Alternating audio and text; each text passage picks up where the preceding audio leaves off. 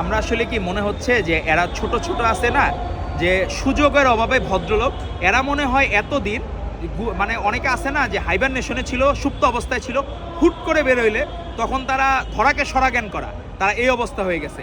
তারা যখন একটু প্রকাশ্য রাজনীতি শুরু করলো তখনই ব্যাপাস কথাবার্তা শুরু করলো, তারা বলা শুরু করলো 50 লাখ লোক দিয়ে মুক্তিযুদ্ধ করবে। তাহের সাহেব বলল, গতদিন শাহজাহান সাহেব বলল প্রশাসন আমাদের কথায় চলতে হবে। এই ধরনের মাফিয়াতন্ত্র, এই ভাষা হচ্ছে আওয়ামী লীগের ভাষা। এটা কোনো সময় সাধারণ নেতাদের ভাষা না, জনগণের নেতাদের, জননেতাদের ভাষা না।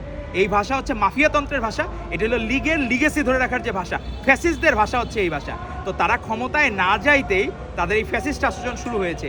ভবিষ্যতে যে দেশের জন্য, দেশের মানুষের জন্য কি অপেক্ষা করছে সেটি এখন আমাদের দেখার বিষয়। আমরা কখনোই বাংলাদেশে এই মাফিয়াতন্ত্র এবং আমাদের স্বৈরাচারতন্ত্র এবং কারো উপরে কোনো কিছু চাপিয়ে দেওয়া, প্রশাসন তার কথায় কেন চলবে? তাকে কি রাষ্ট্রের কোনো দিছে, লিজ দিছে, বা রাষ্ট্রে কোনো এই রাষ্ট্রকে নিলামে উঠাইছে যে আপনি এটা দায়িত্ব নিয়ে নেন? তো এই ধরনের যে আচরণ, বাংলাদেশের মানুষ ভোটের মাধ্যমে তাদেরকে বয়কট করবে ইনশাল্লাহ। আপনাদের সকলকে ধন্যবাদ।